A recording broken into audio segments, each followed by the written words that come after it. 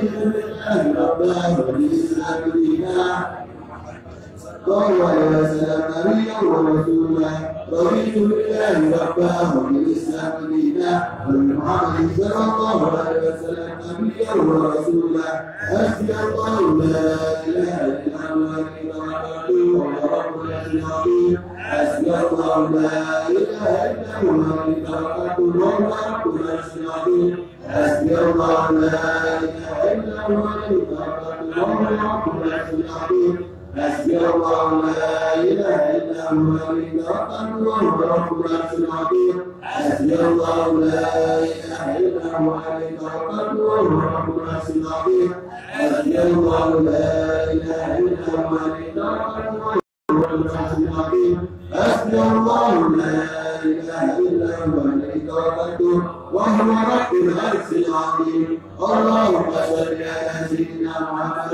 وآله وصحبه وسلم اللهم صل على سيدنا محمد وآله وصحبه وسلم اللهم صل على سيدنا محمد وآله وصحبه وسلم اللهم صل على سيدنا محمد وآله وصحبه وسلم اللهم صل على سيدنا محمد وآله وصحبه وسلم اللهم صل على سيدنا محمد وآله وصحبه وسلم اللهم صل على سيدنا محمد وآله وصحبه وسلم اللهم صل على سيدنا محمد وآله وصحبه وسلم اللهم صل على سيدنا محمد وآله وصحبه وسلم اللهم صل على سيدنا محمد وآله وصحبه وسلم اللهم إني أسألك من كليات الخير وأعوذ بك من كليات الشر اللهم أنت ربي لا إله إلا أنت خلقتني وأنا عبدك وأنا على عهدك ووعدك ما استطعت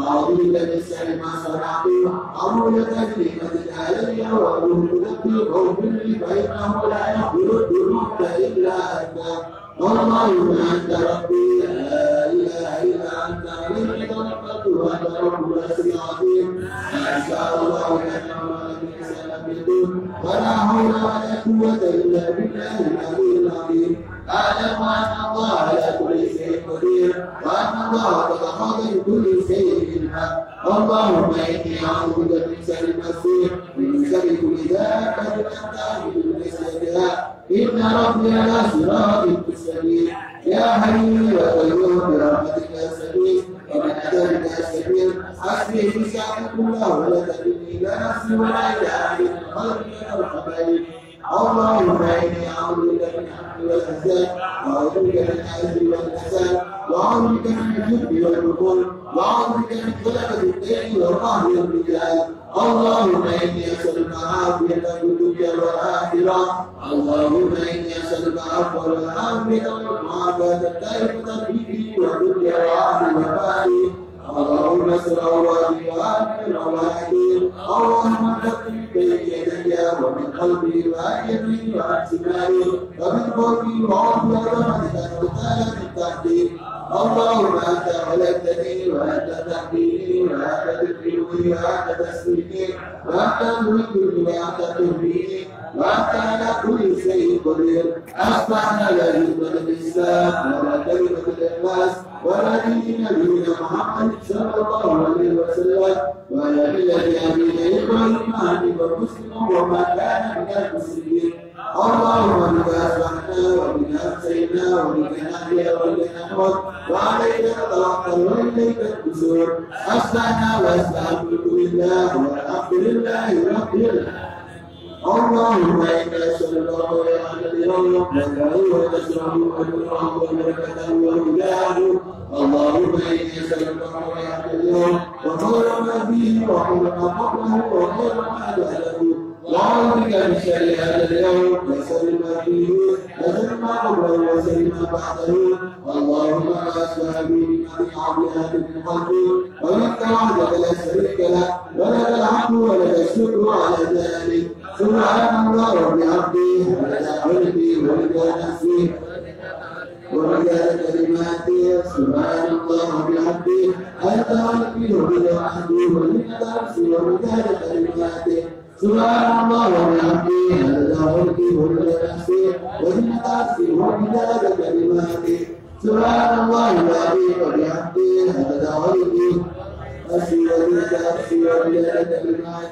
سبحان الله وبحمده عدد خلقه ورضا نفسه وزنة عرشه ومداد كلماته سبحان الله العظيم وبحمده عدد خلقه ورضا نفسه وزنة عرشه ومداد كلماته سبحان الله عدد خلقه السماء سبحان الله عدد خلقه الأرض سبحان الله عدد بين ذلك سبحان الله عدد ما هو خالق الحمد لله عدد خلق السماء الحمد لله عدد خلق الأرض الحمد لله عدد بين ذلك الحمد لله عدد ما هو خالق لا إله إلا الله عدد ما خلق السماء لا إله إلا الله عدد ما خلق الأرض لا إله إلا الله عدد بين ذلك لا إله إلا الله عدد ما هو خالق الله أكبر عدد ما خلق السماء الله أكبر عدد ما خلق الأرض الله أكبر عدد ما بين ذلك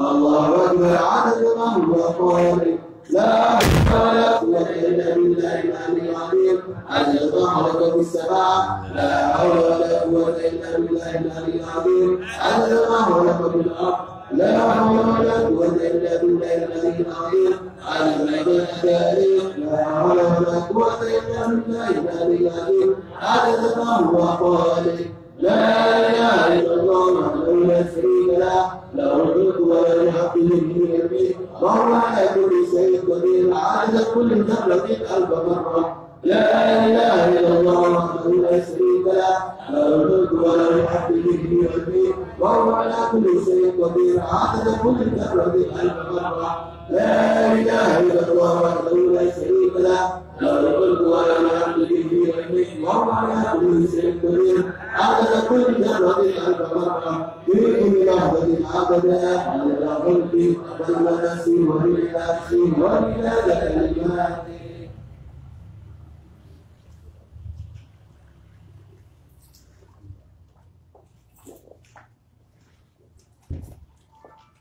بسم الله الرحمن الرحيم اللهم إني أقدم إليك بين يدي كل نفس ولمحة ولحظة وخطرة وطرفة يدرك بها أهل السماوات والأرض وكل شيء هو كائن بعلمك وقد كان أقدم إليك بين يدي ذلك كله الحمد لله رب العالمين اللهم صل وسلم على سيدنا محمد وعلى آله في كل لحظة أبدا عدد نعم الله اللهم ربنا آتنا من لدنك رحمة وعلمنا من لدنك علما سبحانك لا علم لنا إلا ما علمتنا إنك أنت بسم الله الرحمن الرحيم نويت التعلم والتعليم والتذكر والتذكير والنفع والانتفاع هذا والاستفادة والحث على التمسك بكتاب الله العزيز وسنة رسوله والدعاء إلى الهدى والدلالة على الخير ابتغاء وجه الله تعالى ورضائه وقربه وثوابه سبحانه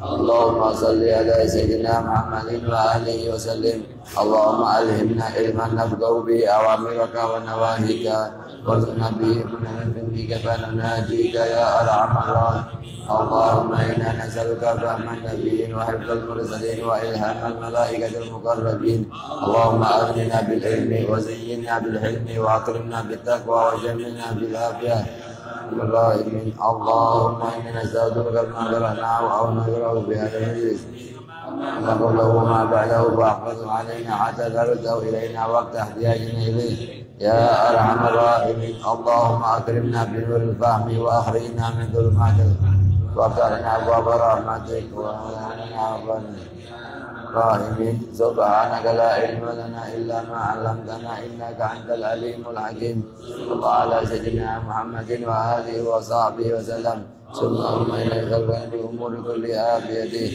وإليه يرجع الأمر كله يا فتى يا عليم افتح لنا فتحا قريبا صلى الله على سيدنا محمد وعلى آله وصحبه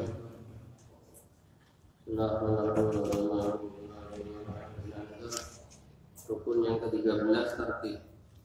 Rukun daripada rukun-rukun salat yang ke-13 adalah tertib. Dengan bismillah alhamdulillah wassalatu wassalamu ala Rasulillah sayyidina Muhammad bin Abdullah wa ala alihi wa ashabihi wa mawala. Ya, ini artinya harus kita kerjakan sholat kita sesuai dengan apa yang telah ditentukan dan diajarkan oleh Rasulullah sallallahu alaihi wasallam sebagaimana sabdanya beliau, "Shallu kama ra'aitumuni usolli." Salatlah kalian sebagaimana kalian aku salat, melihat aku salat sebagaimana salatku. Katanya Abu Hurairah waktu ditanya, "Inilah asbahukum salatan bi Rasulillah sallallahu alaihi wasallam." Ditanya tentang takbir yang dia baca waktu turun, waktu ruku, waktu i'tidal dan lain-lain. Selain mengatakan wallahi inni la asbahukum salatan bi Rasulillah. Kebanyakan mazhabnya para sahabat ini mereka itu ngambil langsung dari amalan. Langsung dari amalan alanya Rasulullah, langsung mereka kerjakan sesuai dengan apa yang dilihat dari apa yang dikerjakan oleh Rasulullah. Ini dari kebanyakan mereka itu mazhabnya mazhab shallu kama ra'aitumuni usalli. Sedikit dari mereka yang ini istilahnya ahli fatwa. Kebanyakan mereka itu ahli amal. Yang gabung antara amal dan fatwa sedikit. Ayo. Makna tertib dalam rukun salat. Makna tertib dalam rukun salat adalah. Sekarang kalau ditanya tertib itu termasuk rukun-rukun salat atau tidak? Jawabannya terdapat perincian hukum. Ada kalanya termasuk rukun, ada kalanya tidak boleh tertib, tidak boleh.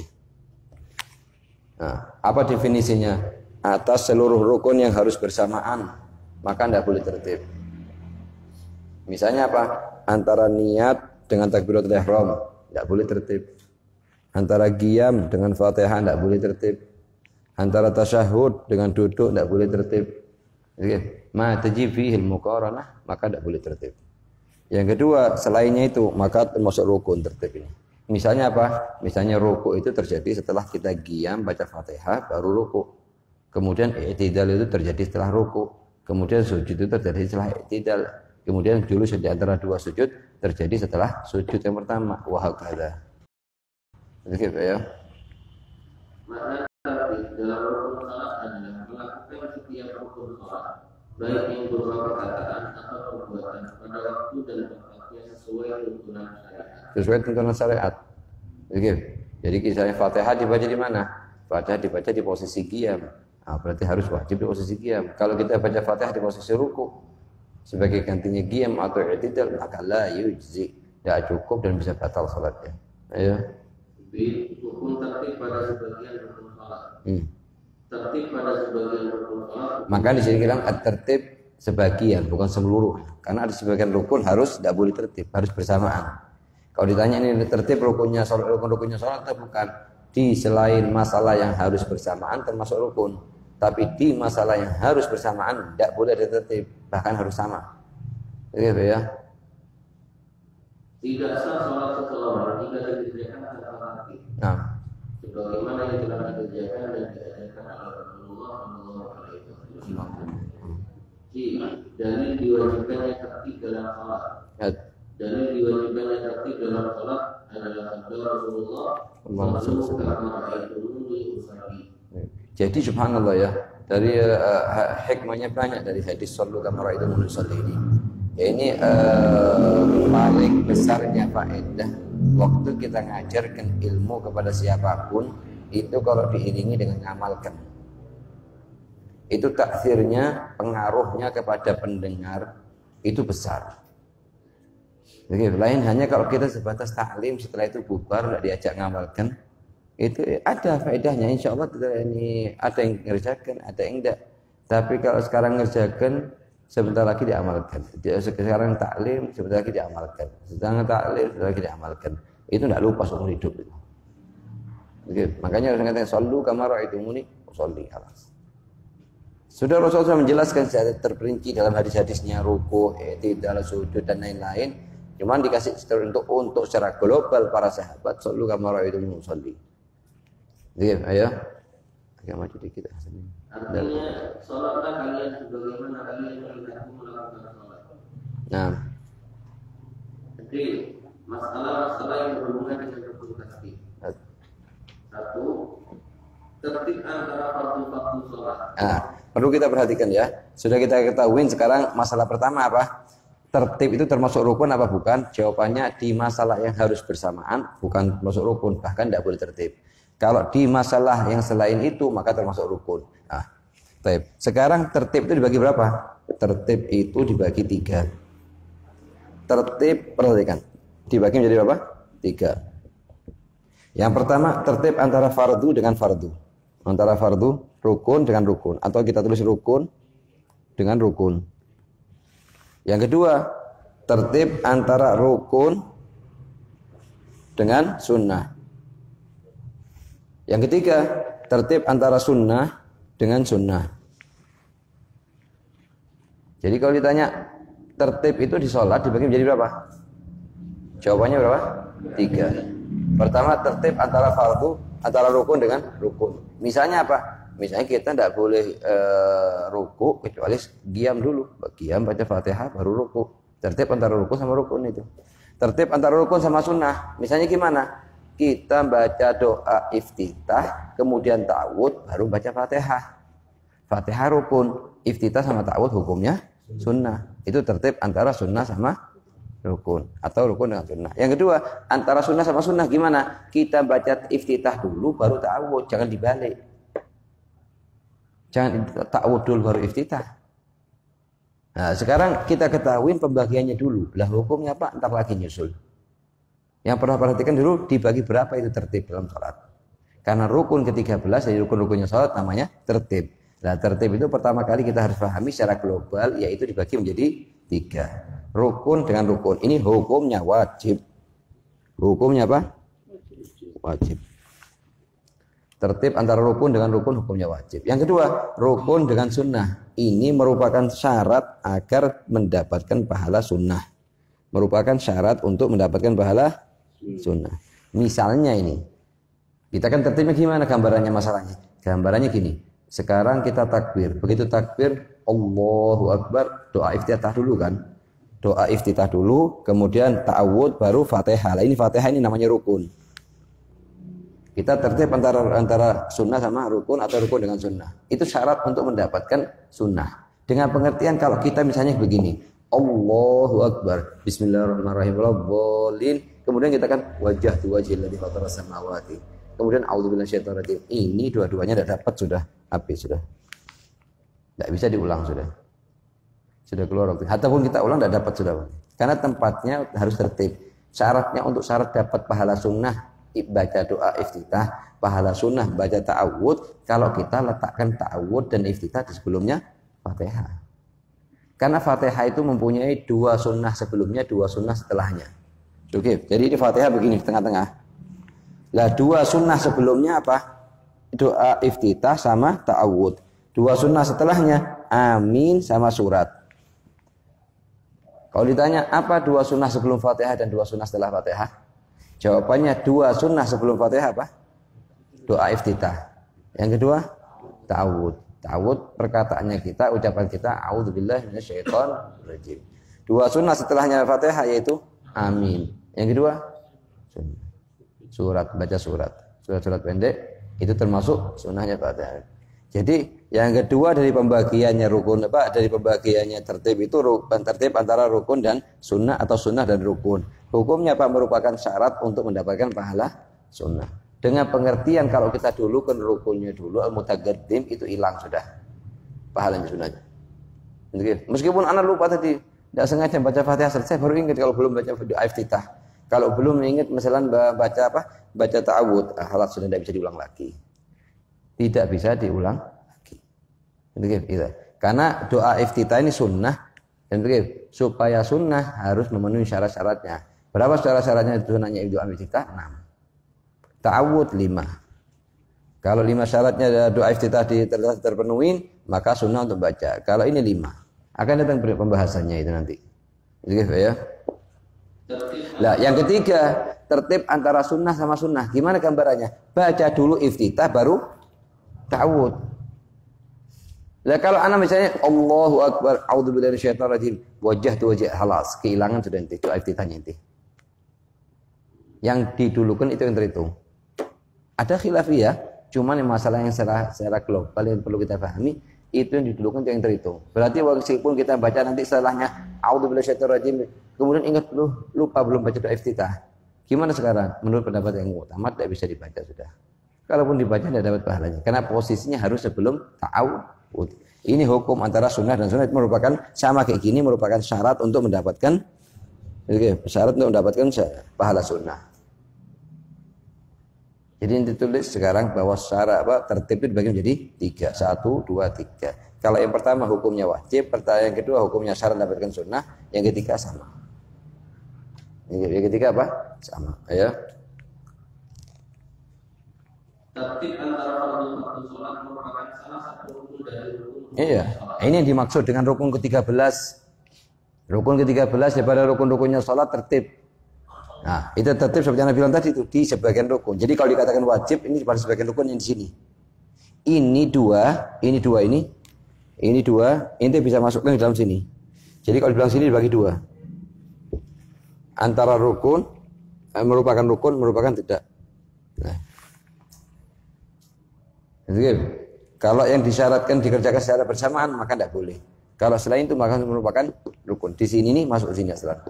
Pecahannya dari sini. Ya. Kecuali pada sebagian rukun sholat yang harus dikerjakan secara bersamaan. Nah. Seperti niat sholat dengan takbiratul ihram. Iya, niat dengan takbiratul ihram. Tidak mungkin niat dulu baru takbir. Tidak, harus bareng. Lisannya kita mengucapkan Allahu Akbar, hatinya kita juga baca apa? Usolli fardhus subhi. Harus bareng. Kalau kita usolli fardhus subhi di hatinya kita, baru kita takbir Allahu Akbar, tidak sah salat kita. Atau kita takbir dulu Allahu Akbar baru kita usolli fardhus subhi, tidak sah salatnya kita. Harus bareng. Jadi seperti kita bahas kemarin. Di takbiratul ihram ada satu secara lisan, ada satu secara hati. Di waktu kita mengucapkan assalamualaikum ada satu secara lisan, ada satu secara hati. Jadi ya. Atau seperti membaca suratul Fatihah dengan cara berdiri.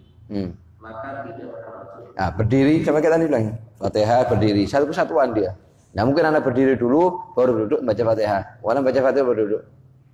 Itu yang sama merupakan apa? Merupakan ini perihal yang harus dikerjakan secara bersamaan dan tertib tidak boleh di situ. Begitu ya. Maka di sini kan tertib ini pada sebagian rukun bukan semua. Ya.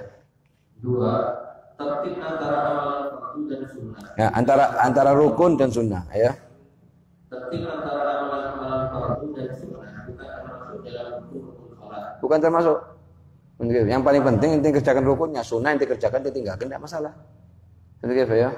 Seperti tertib dalam membaca suratul Fatihah, kemudian membaca surat. Baca surat. Kalau kita baca surat dulu, Allahu Akbar, setelah baca doa iftitah, ta'awud, kita baca Bismillahirrahmanirrahim, qul huwallahu ahad, Allahu samad, lam yalid walam yulad, lam yakul lahu kufuwan ahad, baru Bismillahirrahmanirrahim, alhamdulillahirabbil alamin. Kita dulukan surat ini. Misalnya, hukumnya apa? Seakan-akan kita tidak baca surat. Terhitung itu. Begitu ya. Maka hal ini bukan termasuk rukun. Bukan termasuk rukun, ya. Akan tetapi termasuk syarat agar mendapatkan pahala.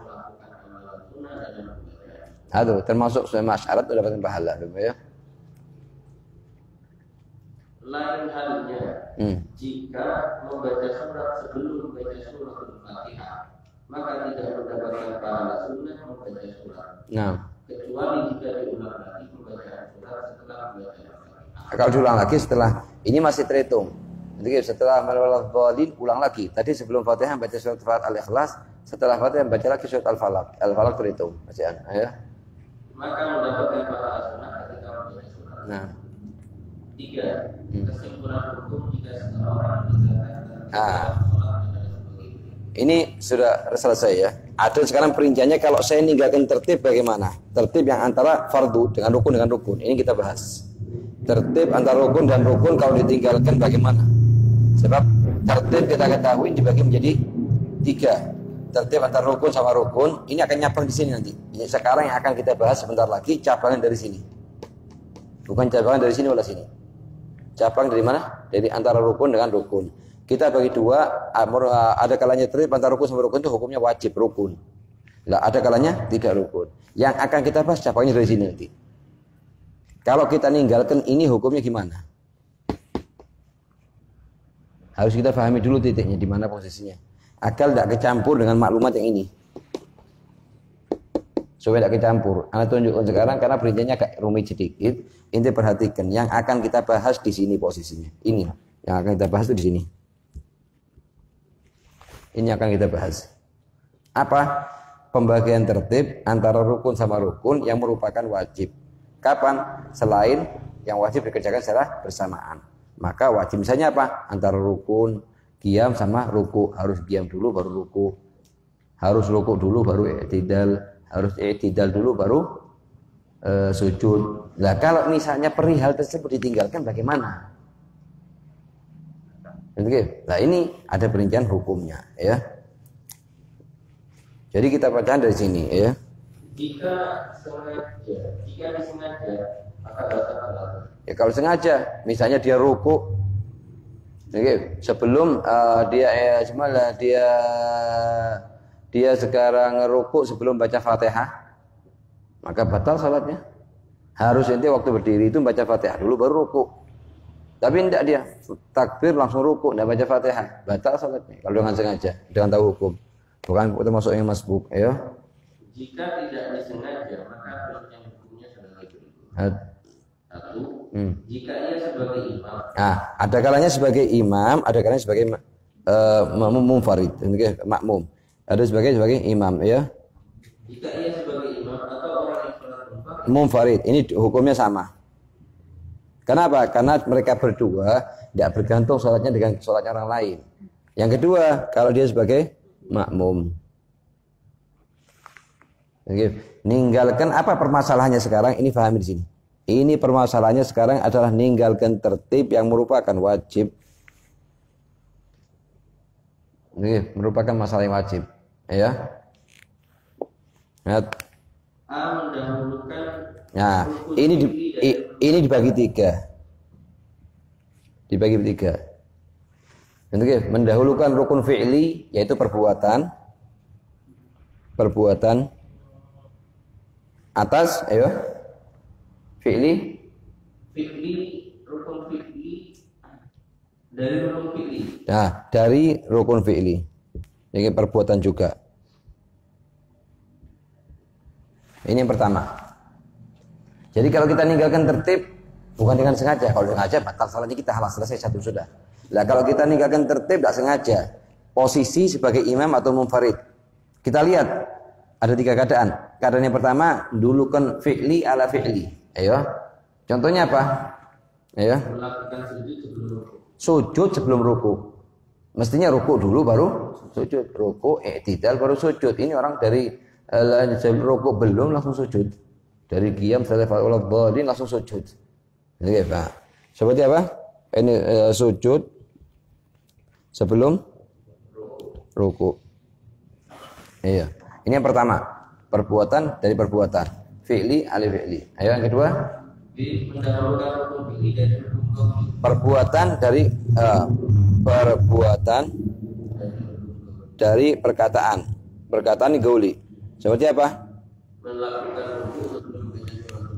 Ruku dulu sebelum Fatihah. Mestinya ente waktu qiyam baca Fatihah dulu, setelah selesai Fatihah baru ruku. Ini orang ndak. Ini orang berdiri langsung ruku setelah qiyam. Nah, ndak baca dulu kenapa? Dulu kan ruku dari Fatihah. Nah, ya. Apa hukumnya akan datang? Hukumnya akan datang. Sekarang ente hafalkan perincian pembagiannya dulu. Hukumnya apa antara kita? Ya. Mendahulukan rukun gauli yaitu perkataan. Perkataan dari perbuatan. Ya. Nah, ini salam bas. Seperti apa? Seperti salam sebelum sujud. Waktu duduk di antara dua sujud salam dulu atau mesti salam sebelum sujud. Ya. Atau gauli. Nah, ya. Mengucapkan salam sebelum baca tasawuf. Perkataan dari perkataan seperti apa? Seperti perkataan dari perbuatan seperti salam sebelum sujud. Yang keempat, sebagian ulama nambah yang keempat, Ya ini apa? Perkataan. Ayo. Contoh mengucapkan salam sebelum baca tasyahud. Mengucapkan salam sebelum ada perkataan dari perkataan. Seperti apa? Seperti salam sebelum selesai tasyahud langsung salam duluan. Oke, salam sebelum tasyahud. Ayo. Maka hukum dari 3 masalah di atas adalah Bisa ente jadikan 3, bisa jadikan 4, jadikan 3 berarti sini ini jawaban di sini.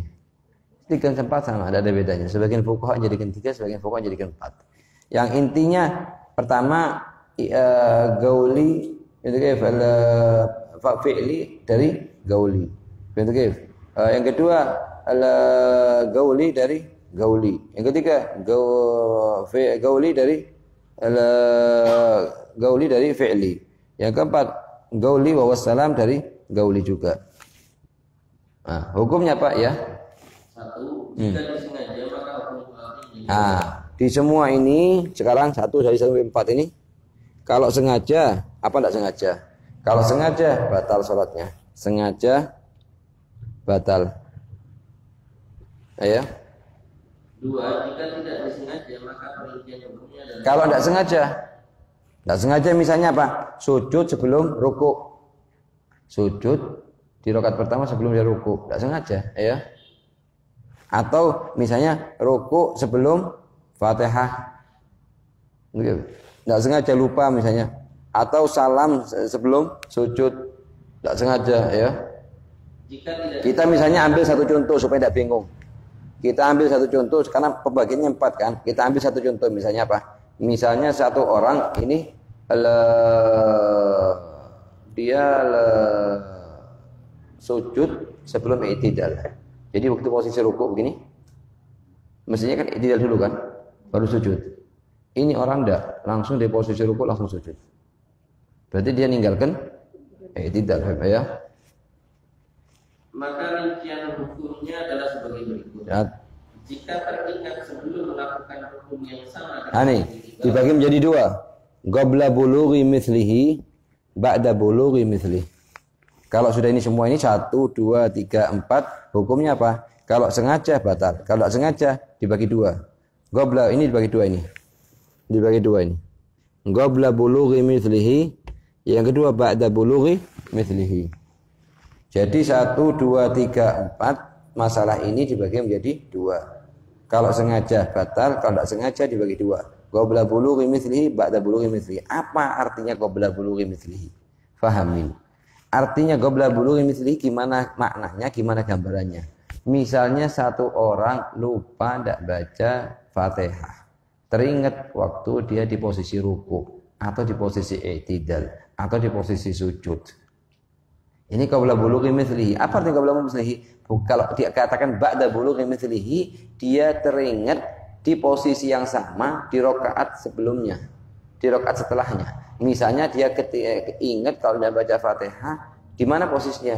Di waktu qiyam rakaat kedua. Di waktu qiyam rakaat kedua. Apa hukumnya? Halas. Jadi ini ba'da bulughi mithlihi akan datang. Bentar lagi. Yang kita bahas dulu qabla bulughi mithlihi. Gimana gambarannya? Gambarannya saya sholat, waktu di sujud ingat kalau tadi waktu di qiyam itu tidak baca Fatihah. Hukumnya apa? Yutadarak. Artinya harus dia kembali ke posisi berdiri. Dari sujud itu berdiri lagi, Allah Akbar, baca Fatihah. Setelah Fatihah balik sujud, tidak, rukuk dulu, kemudian i'tidal, kemudian sujud. Jadi fa'alahu huwa wa ma ba'dahu mura'atan litartib. Ya. Jika teringat sebelum melakukan rukun yang sama dengan yang ditinggalkan pada rakaat berikutnya, maka wajib kembali ke rukun yang ditinggalkan dan melakukan rukun tersebut dan rukun setelahnya. Rukun setelahnya. Oke, misalnya satu orang lupa di waktu sujud teringat, oh tadi rakaat pertama tidak ruku. Gimana posisinya? Harus kembali ke posisi berdiri dulu baru ruku, tidak baru sujud. Oke. Oke, ya. Contoh, jika lupa tidak membaca surah Al-Fatihah dan teringat sebelum berdiri pada rakaat kedua, maka wajib kembali ke posisi berdiri untuk membaca surah Al-Fatihah dan jika teringat setelah berdiri pada rakaat kedua, maka wajib menambah 1 rakaat. Nggak bisa 1 rakaat ya. Jika terlambat dan tidak langsung kembali, Lah, sekarang dia tahu anak waktu di posisi sujud, ingat kalau tadi waktu qiyam tidak baca Fatihah, lupa. Hukumnya apa? Wajib kembali. Tapi kalau terlambat tidak kembali, batal salatnya. Begitu teringat kalau dia tadi tidak baca Fatihah waktu qiyam, harus segera kembali. Kalau tidak segera kembali setelah ingat, seakan-akan dia ngerjakan sujud sebelum Fatihah, itu menyebabkan batal. Kalau tadi tidak baca karena lupa. Setelah lupa tidak ada uzur lagi untuk dikatakan dia boleh diam di posisi sujud. Gitu ya. Jika teringat setelah melakukan rukun yang sama dengan yang ditinggalkan pada rakaat berikutnya, maka rukun yang dilakukannya menjadi pengganti rukun yang telah ditinggalkannya dan wajib baginya untuk menambah 1 rakaat. Iya, aduh. Gitu ya. Seluruh murid yang ini kalau baca bulughul mithli. Kalau baca bulughul mithli misalnya sekarang anak lupa ninggalkan Fatihah di rakaat pertama, teringatnya di rakaat kedua di waktu qiyam. Hukumnya apa? Halas kita anggap rakaat pertama itu tidak ada. Seakan-akan tidak kita kerjakan. Berarti kita anggap rakaat kedua itu rakaat ke-1. Rakaat ketiga menjadi rakaat kedua. Rakaat keempat menjadi rakaat ketiga dan kita tambah 1 rakaat. Ayo. Seluruh murid yang di atas hanya berlaku untuk imam dan untuk seseorang yang makmum. Aduh, imam dan salat munfarid. Lain hanya kalau makmum. Di 4 masalah ini posisinya di sebagai makmum. Hukumnya apa? Tidak ada kembali. Misalnya gimana? Misalnya makmum ini di posisi sujud atau di posisi ruku, dia lupa, ya Allah tadi belum baca Fatihah. Hukumnya apa kembali? Tidak boleh kembali. Apa artinya? Harus ngikutin imam. Setelah salam imam tambah 1 rakaat. Setelah imam salam dari sholatnya, wajib dia berdiri tambah 1 rakaat. Apa sebabnya? Tadi di rakaat kedua tidak baca Fatihah, misalnya. Atau di rakaat ketiga tidak tumakninah waktu i'tidal. Itu sebab-sebab yang diantaranya dia wajib nambah 1 rakaat setelah salamnya imam. Ayo. 2. Jika makmum maka wajib mengikuti imamnya dan menambah 1 rakaat setelah salam imamnya. Ayo. Sunnah-sunnah dalam sholat. Bas. Ayo.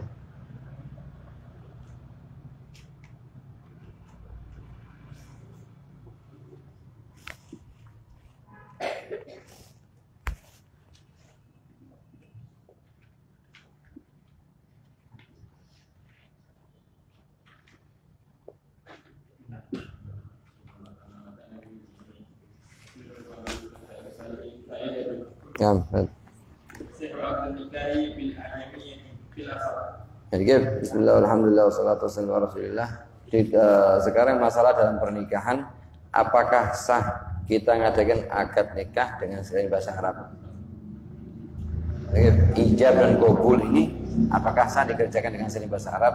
Maka jawabnya hukumnya adalah menurut pendapat yang kuat dalam mazhab Imam Syafi'i, hukum akad pernikahan sirah ijab dan qabul boleh dikerjakan dengan bahasa Arab atau selain bahasa Arab meskipun mampu menggunakan bahasa Arab. Yang intinya begini.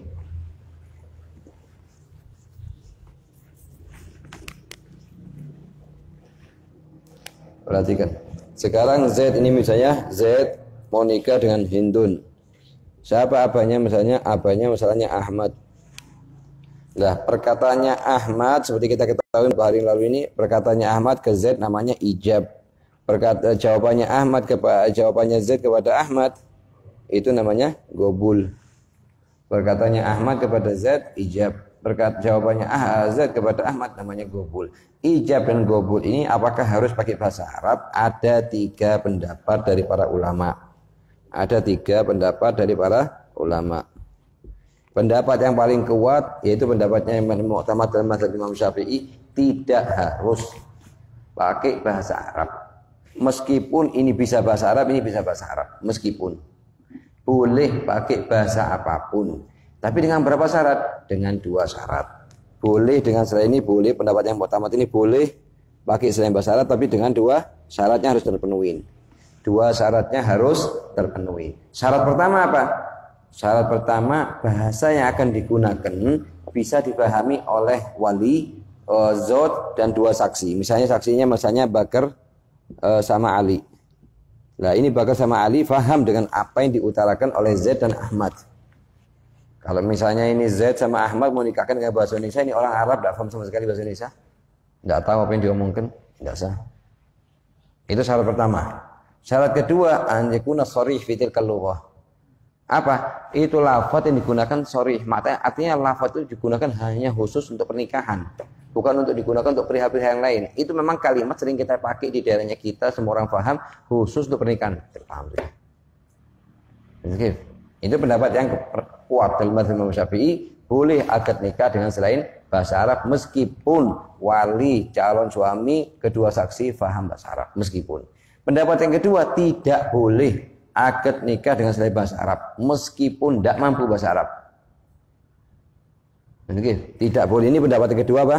Tidak boleh dengan selain bahasa Arab meskipun tidak mampu. Nah, sekarang kalau tidak mampu bagaimana terus cara nikahnya? Sekarang orang mau nikah, ini Z mau nikah dengan Hits. Ini orang Indo, ini orang Indo, ini orang Indo, semuanya dari bahasa Arab.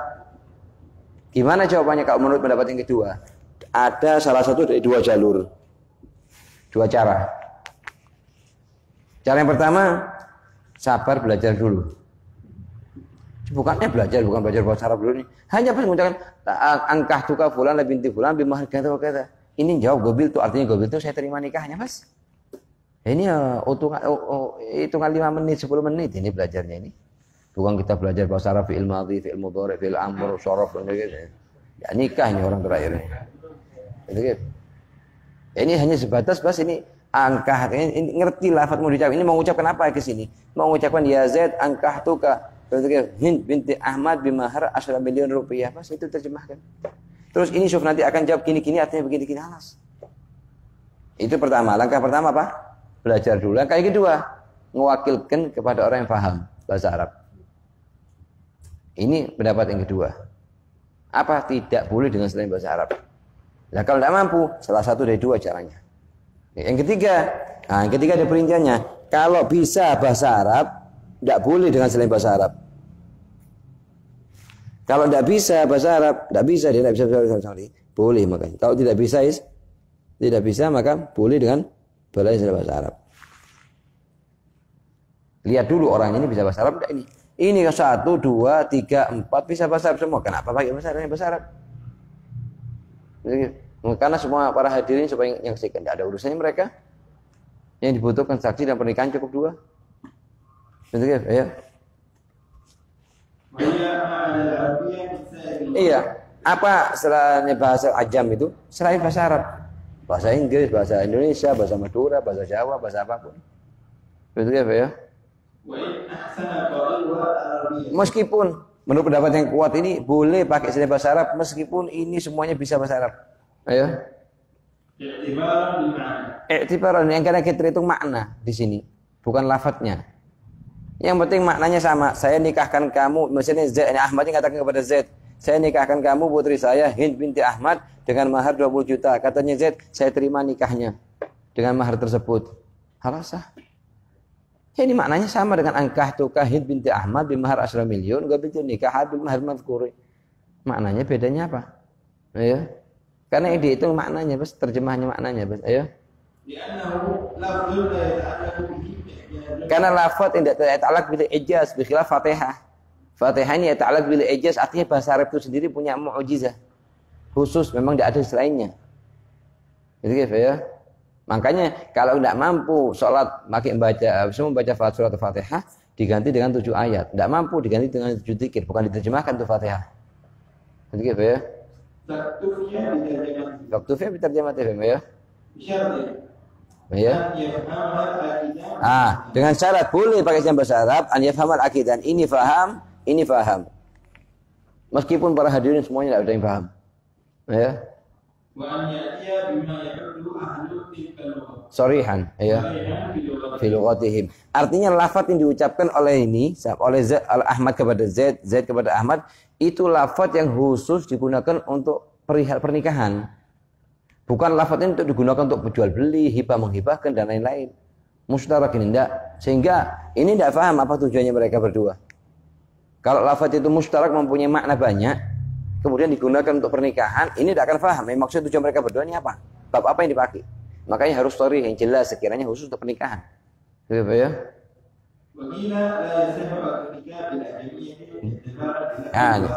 Menurut pendapat yang kedua, i'tibar bil lafdzul warid. Karena lafdzul warid di mana? Lafaz di Al-Qur'an ada lafaz yang warid. Lah sedangkan di Quran itu bahasa Arab semua dari bahasa Indonesia Quran. Fankihu ma tabalakum. Falamma qada Zaidun minha wa qaran zawwajnaka. Ada bahasa Indonesianya? Tidak ada bahasa Indonesia semuanya. Al-warid yaitu lafaz yang ada di Quran, semuanya bahasa Arab. Makanya harus pakai bahasa Arab. Tidak mampu Taib. Tidak mampu ya imam sabar belajar dulu atau wakilkan ke orang yang mampu pakai bahasa Arab. Ini pendapat kedua. Tapi pendapat yang mu'tamad boleh pakai bahasa Arab meskipun mampu bahasa Arab. Ayo, apalagi kalau tidak mampu. Ayo. Aduh, pendapat ketiga, kalau sekiranya tidak mampu bahasa Arab boleh pakai bahasa Arab. Tapi kalau mampu tidak boleh. Ayo. Sama kayak sekarang satu orang mampu baca Fatihah, Anda tidak mau baca Fatihah waktu qiyam, mau baca 7 ayat, tidak boleh ya akhi. Anda tidak mau baca 7 ayat, Anda mau baca 7 zikir, tidak bisa. Ada tertibnya. Itu menurut pendapat yang ketiga. Tapi pendapat yang utama pendapat yang pertama. Jadi apa ya?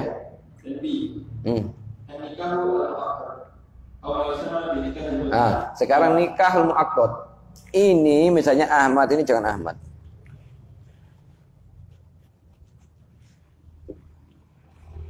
Misalnya ini Khalid. Khalid ini abahnya Hild. Mau nikahkan putrinya dengan Zaid selama sebulan. Setelah itu pisah. Nikah yang menggunakan batasan waktu. Dinamakan nikah mut'ah. Hukumnya apa? Di permulaan Islam boleh, kemudian diharamkan, kemudian dibolehkan, kemudian diharamkan sampai hari kiamat. Tidak ada satupun dari ulama 4 mazhab yang membolehkan nikah al-mu'aqqad. Nikah yang menggunakan batasan waktu. So perhatikan ya antara nikah mu'aqqad mut'ah dengan nikah yang terjadi di sebagian tempat pada sebagian orang. Jadi begini, kalau Khalid ini waktu mengatakan kepada Zaid, ya Zaid, angkah tuka, saya nikahkan kamu, putri saya Hind binti Khalid dengan dengan mahar 10 juta dalam masa 2 tahun, itu disebutkan masanya 2 tahun, 2 bulan, 2 minggu, 2 hari. Di waktu mengucapkan lafaz sighah, ini namanya nikah mut'ah. Hukumnya apa? Nikahnya tidak sah, batil. Nikahnya tidak sah, batil. Berarti anak zina? Bukan. Kalau sampai hamil bukan. Kenapa? Bukan. Lil khuruj min khilaf syubhatul khilaf al-Imam Ibn Abbas. Bukan sebenarnya Syiah. Ibn Abbas masih fatwa membolehkan. Mungkin karena tidak sampai hadisnya Rasul tentang perihal larangan untuk mut'ah. Oke. Makanya ala kulli hal sekarang pembahasannya apa? Kalau sekarang disebutkan kapan jadi nikah mut'ah dan bagaimana hukumnya? Akan jadi nikah mut'ah kalau batasan waktunya disebutkan di waktu mengucapkan ijab dan qabul. Kalau tidak disebutkan hanya berkesepakatan ini orang ini misalnya Z ini misalnya orang Singapura atau apa mau ke Indonesia mau duduk 2 minggu 3 minggu dia mau nikah dengan perempuan satu daerah situ. Tahu setelahnya pulang nanti tidak mau dibawa. Alah selesai cerai ini. Kesepakatan di antara mereka. Tapi waktu akad tidak disebutkan jumlahnya, waktunya. Sah nikahnya. Sah menurut madzhab Imam Syafi'i, madzhab Imam Malik, Hanifah semuanya sah. Cuman ya katanya Habib Zain bukan termasuk muru'ah, bukan termasuk akhlakul karimah. Apalagi ini perempuan masih perawan, kemudian dinikahi 2 minggu ditinggal. Siapa mau nikahin setelahnya ya? Itu menunjukkan apa? Ya, kecuali kalau nikah betul mau dibawa ke negaranya itu baru. Kalau hanya pas nikah, untuk mau 2 minggu 3 minggu itu mau ditinggal anaknya orang. Tapi ada dulu ulama habaib yang nikah kayak gitu. Tunggu dulu. Itu harus difahami ilah-ilahnya baru diikutin. Misalnya sekarang Habib Ahmad bin Muhammad Syahib Syi'ib Al-Habsyi itu istrinya berapa? 1000. Bukan muridnya 1000 tapi istrinya 1000. Kif in mana istrinya 1000? Tunggu dulu. Tak tunjukin, nanti ente ikutin atau tidak. Gimana keadaannya beliau ini? Lah, beliau itu pertama nikah 1000 bukan artinya nikah, hanya sebatas akad, begitu nikah, kemudian malah cerai, tolak Tuhan. Tidak ngelihat harta anaknya gimana. Kadang anak kecil dinikahkan hanya pas untuk apa? Untuk jadi iparnya dia, supaya di hari kiamat termasuk golongannya Ahlul Bait. Bas. Setelahnya itu apa? Setelahnya itu Habib Ahmad ini yunfik alaiha. Jadi mulai kecil sampai dia balik, setelah baru dinikahkan, baru dilepas dari nafkah lagi. Ada sekitar 600 anaknya muhibbin diakadkan ke dia hanya pas untuk supaya jadi iparnya dia. Apa faedahnya sekarang? Karena ngikutin apa yang dikerjakan oleh Sayyidina Umar. Sayyidina Umar meriwayatkan hadis dari Rasulullah, kullu nasabin wa sihrin yanqati yaumul qiyamah illa nasabi wa sihri. Semua hubungan kerabat akan putus dari kiamat kecuali berhubungan dengan kerabatku dan periparan denganku. Ini orang hanya pas nyari supaya dapat jadi iparnya, bas. Dinikahkan sekarang, setelah selesai akad 5 menit tolak Tuhan. Wala ngelihat siapa anaknya, wala ngelihat bentuknya gimana, wala tahu bentuk gimana. Setelah itu masih ngasih nafkah ke anak ini. Sampai anak ini dewasa, masuk usia balik, nikah, baru dilepas. Suaminya ngasih nafkah juga. Lah kalau ada yang mau nyentuh kayak gini, fadol. Kalau cuma ente mau nyentuh pas taunya, itu cuma urusannya tidak jelas semuanya. Itu sama kayak Sayyidina Hasan bin Ali. Hasan bin Ali sering nikah dia. Sering nikah dia. Sayyidina Hasan bin Ali bin Abi Thalib sering nikah. Nikah cerai. Tapi tidak nyerai kecuali yunfik alaiha, ngasih nafkah sampai itu perempuan meninggal. Tetap dinafkahi. Sampai Sayyidina Ali bin Abi Thalib pernah mengatakan naik di mimbar, kemudian mengatakan ya wahai Bani Hamdan, Gobilah Bani Hamdan, kalau ada putraku Hasan bin Ali mau minang salah satu putrinya kalian, jangan dinikahkan karena dia sering cerai.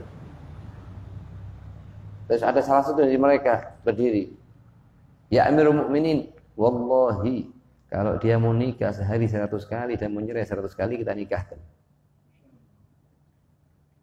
Apa katanya Sayyidina Ali bin Abi Thalib? Lau kuntu bawwaban li ahlil jannati labuttu li Hamdan udkhuluha bis salamati. Kalau seandainya aku ditugaskan sama Allah dari kiamat untuk jaga pintunya surga, aku akan katakan di Bani Hamdan masuk ke dengan selamat. Artinya apa? Artinya ini Hasan bin Ali, kalau ente mau niru mazhabnya Sayyidina Hasan bin Ali, senang nikah, tidak masalah. Setelah tidak pisah, itu langsung ente ngasih nafkah terus sampai dia meninggal. Lah kalau sekiranya mau ditinggal tuh perempuan, jangan nikah. Nikah kedua jangan, apalagi nih sering nikah. Itu gitu ya. Yang kembali kepada nikah mut'ah, nikah dalam waktu 2 minggu, 3 minggu.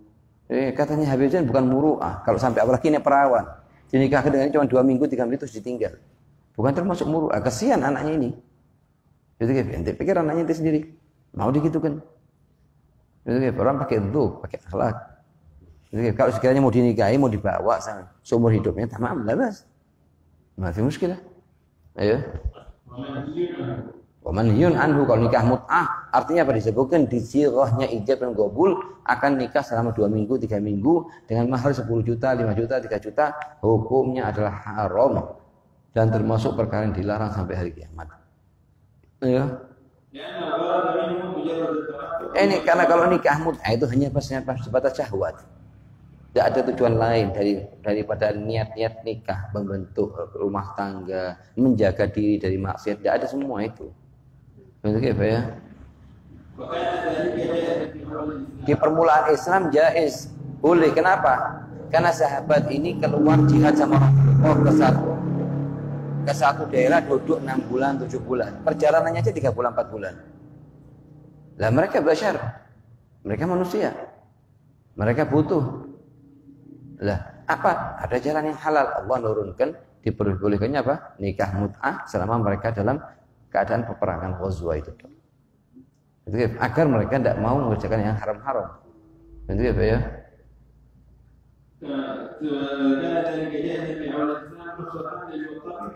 Nah, boleh bagi di permulaan Islam, itu bukan semua orang boleh lah. Kalau mutor sangat mendesak untuk ingin nikah, itu baru boleh. Sama kayak orang kelaparan mau meninggal sudah. Ini baru di permulaan Islam dibolehkan. Gitu ya. Kemudian waktu di peperangan Khaybar diharamkan itu nikah mut'ah, ya. Kemudian di pembukaan kota Mekah dikasih izin lagi sama Allah Subhanahu wa taala. Kemudian ada sebagian ulama mengatakan di Hajjatul Wada, terakhir kali haji Rasulullah masih boleh, ya. Nah, kemudian datang perintahnya Allah untuk dijadikan tahrim mu'abbad sampai hari kiamat. Jangan mau ada yang kena tipu. Anda bilang, jangan mau ada yang kena tipu. Dibilang hadis yang Sayyidina Ja'far Shadiq katakan begini, Imam Baghdadi, semuanya kadzdzab. Jangan mau kena ketipu dengan omongannya fulan tanpa ada dasar sanad. Sanadnya tidak ada. Kalau sanadnya ada, Anda sendiri bisa bilang sekarang. Sayyidina Ja'far mengatakan gini-gini. Dari mana sanadnya itu? Di kitab apa? Inna hadzal din dinul isnad. Pakai sanad. Orang mau bicara pakai sanad. An di kitab fulan, kitab sahih muttasil sanadnya sampai ke Rasulullah baru bicara. Kalau Anda la man syaa biman syaa. Semua orang bicara samanya sendiri. Kalau Rasulullah, semua orang bisa kalau Rasulullah. Di hadisnya di mana? Tidak ada. Man rawahu Muslim. Ya akhir. Ya betul Muslim memang Muslim, tapi tidak jelas arah Muslimnya ini. Dia sendiri membuat dari kepalanya dia. Sama kayak satu orang punya toko sayur mayur badinjan. Sampingnya toko samak ikan laut. Karena kalau ada orang jarang beli, buat hadis tentang badinjan sebanyak-banyaknya. Taruh tempelkan saja. Rawahu Muslim semuanya. Supaya menarik orang untuk beli. Kidib ala Nabi SAW atau kidib bin Nabi semuanya haram. Ayo.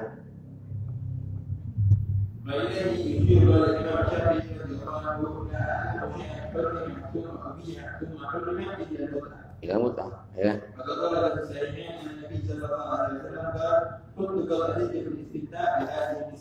Ada banyak kidib yunsab ila Sayyidina Ja'far Shadiq, yunsab ila Muhammad al-Baqir, dinisbahkan ke Sayyidina Imam Ja'far Shadiq, Muhammad Baqir, Ali Uraidi, semuanya 100% kidib bohong. Sampai menunjukkan itu barang saya mut'ah sekali dapat pahalanya sebagai pahalanya Sayyidina Husain, yang 2 kali seperti Sayyidina Hasan, yang 3 kali seperti Sayyidina Ali Thalib, yang ke-4 kali kalau menceritakan sampai 4 kali sama kayak Rasulullah, dan kalau 5 kali kayak Jibril. Nikah aja yang jelas-jelas di Quran Anda sampai seperti itu fadilahnya. Ini di atasnya fadilahnya nikah. Menunjukkan kalau kidibnya itu bohongnya itu kelas 1 ya. Gitu ya. Maka jangan sampai ada di antara kita yang ketipu. Oh ini perkataan Sayyidina Ja'far Shadiq. Marhaba. Had sanadnya. Mana sanadnya tunjukkan ke Anda. Punya sanad muntasil sampai ke Sayyidina Ja'far Shadiq. Anda tahu di atas kepala. Tapi kalau Anda ada, jangan bohong pakai namanya Sayyidina Ja'far Shadiq. Jangan bohong pakai namanya Muhammad al-Baqir. Itu mereka pemimpin umat yang selalu lurus lempeng dengan apa yang dibawa oleh jadnya mereka Rasulullah SAW. Tidak usah bohong atas namanya mereka. Ya. Ini lagi apa? Ya.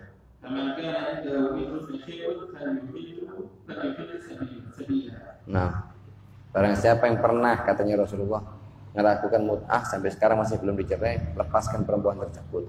Sesungguhnya Allah telah mengharamkan sampai hari kiamat. Gitu ya. Jangan kalian ambil misalnya sebelum turun wahyunya Allah atas diharamkannya nikah mut'ah secara mu'abbad, ini orang sahabat ini sudah nikah 2 hari yang lalu, sedangkan perjanjiannya 20 hari sekian misalnya. Lah baru nikah 2 hari turun tahrimnya, apa harus dikembalikan itu uangnya semuanya 20 juta, bayarkan semuanya dan jangan diambil sedikit pun dan harus cerai, harus lepas sudah. Ayo.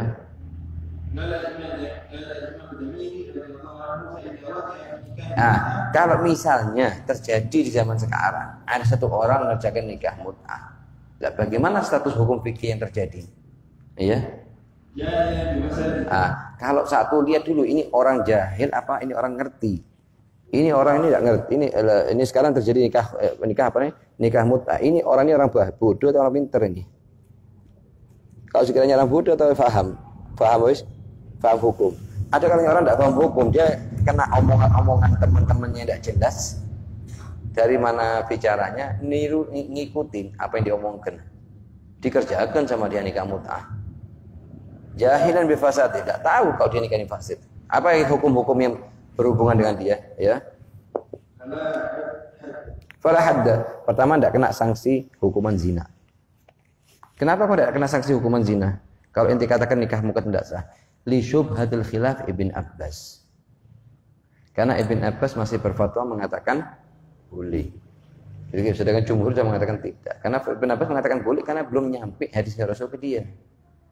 Itu ya. Nah, kalau misalnya sekarang dia tahu hukum tapi tetap dikerjakan.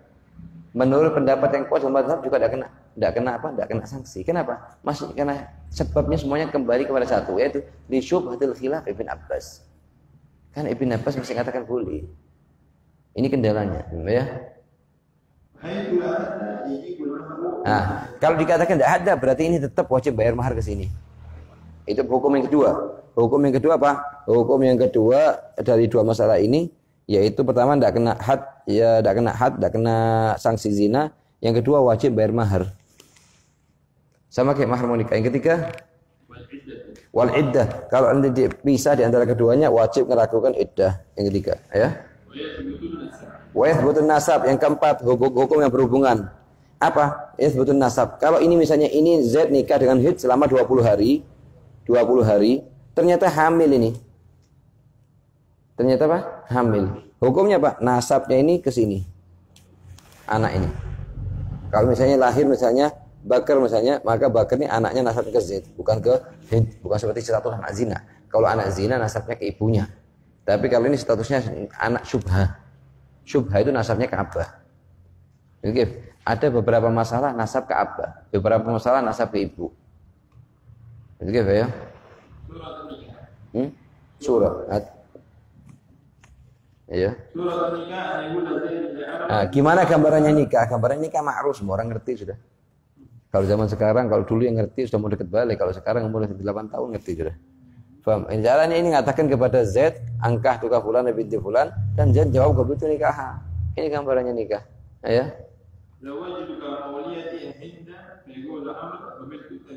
Kebetu tazwijah. Ya.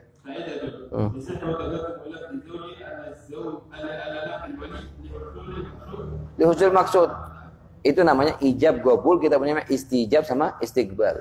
Lah ijab sama gobul. Ijab ini kalau ini mulai dulu ke sini.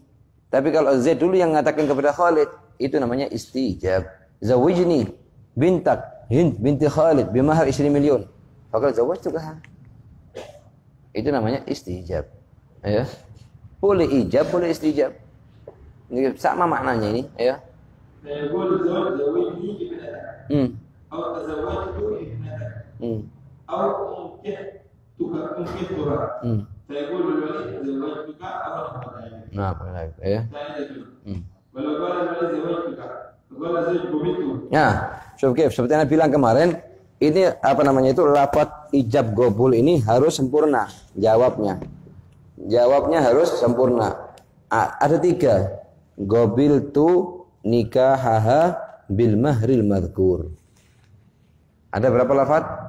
3. Yang wajib 2 ini. Yang untuk kesahannya nikah. Gobil tu nikah. Ini kesahannya nikah 2 ini. Ini harus ini 2 ini. Ini sah. Kalau 2 tidak disebutkan nikahnya tidak sah.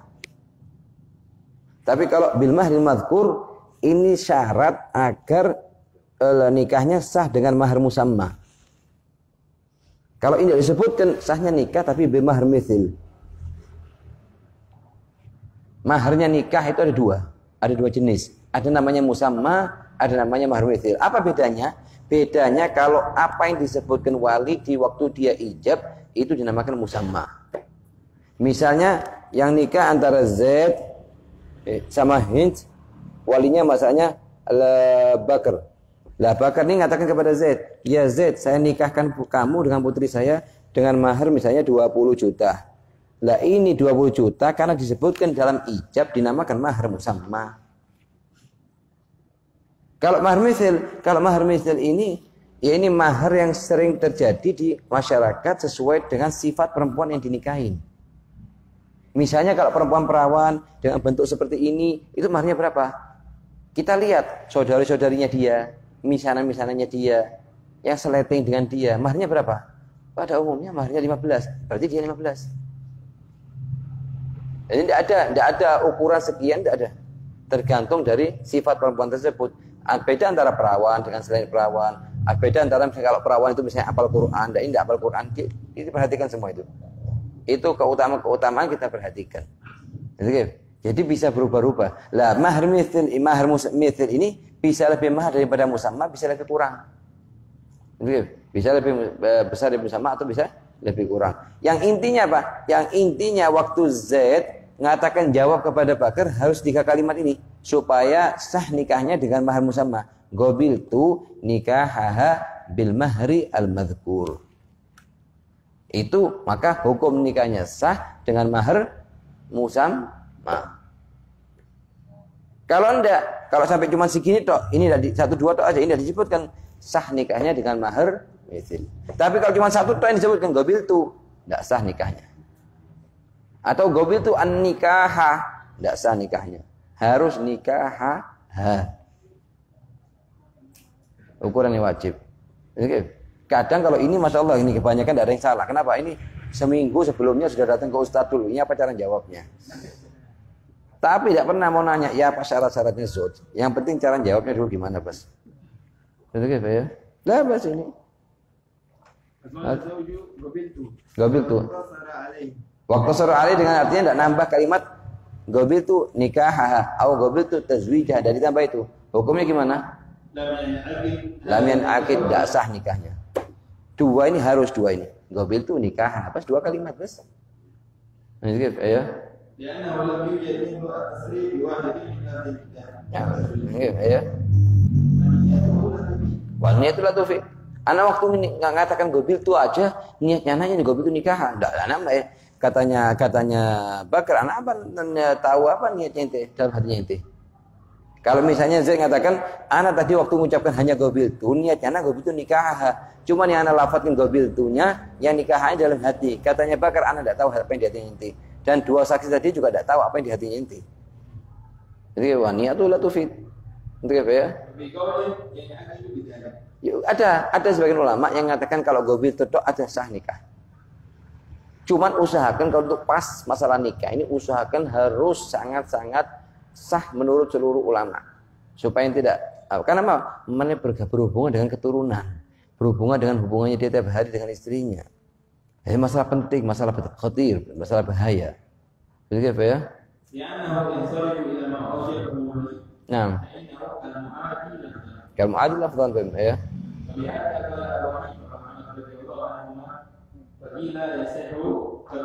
Gitu ya. Gobil itu an nikaha, bukan nikaha. Nah, hukumnya apa? Sama, kayak saya mengatakan gobil itu aja. Cuman lebih utama untuk dikatakan sah daripada gobil itu. Yang intinya apa kesimpulannya? Kesimpulannya menurut pendapat yang mu'tamad harus gobil itu nikaha. Kalau kurang gobil itu aja atau gobil itu an nikaha, hukumnya tidak sah nikahnya. Itu aja mu'tamad ini. Ya. Gobil itu ya. Kalau mutafim ya, wa'ula bisihah. Wa'ula bisihah. Lebih utama dikatakan sah daripada yang gobil itu aja. Jadi kalau masih ada gobil itu an nikaha, lebih utama dikatakan sah daripada gobil itu aja. Jadi apa ya? Bas. Alfa. Rabbana anfa'na bima 'allamtana, Rabbi 'allimna alladhi yanfa'una, Rabbi faqihna wa faqih ahlana wa qarabatin lana fi dinina ma'budun. Rabbi wafiqna wafiqhum lima tartabi qawlan wa fi'lan wa qurma warqul kulla halalan da'ima wa akhillah nahwa bil khairi wa nufa kulla syar Rabbana wa aslih lana kulla syuhur wa agirra bir ridha minkal uyun wa qli anna Rabbana kulla tuyun qabla an ta'tiyana waghfir wastur anta akramu man satar wa salatullahi tawshal mustafa ma ilal haqi da'ana في كتاب فيه للناس الشفاء وعلى الشرفاء وعلى صاحب المصابيح الغرار. اللهم اهدنا بهداك واجعلنا ممن يسارع في رضاك ولا تولنا ولا تجعلنا ممن وحسبنا الله ونعم الوكيل ولا حول ولا قوة إلا بالله العلي العظيم. وصلى الله على سيدنا محمد وآله وصحبه وسلم. الحمد لله رب العالمين في كل لحظة خلقه ورضا نفسه وزنة عرشه ومداد كلماته. الفاتحة لله جميع الأنبياء والأولياء والأصفياء ثم إلى رسول شافي المجنون محمد ثم إلى رسول ثم إلى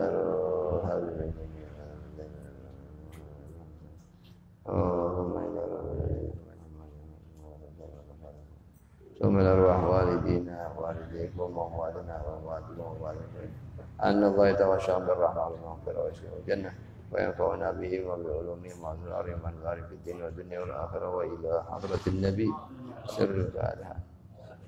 بسم الله الرحمن الرحيم.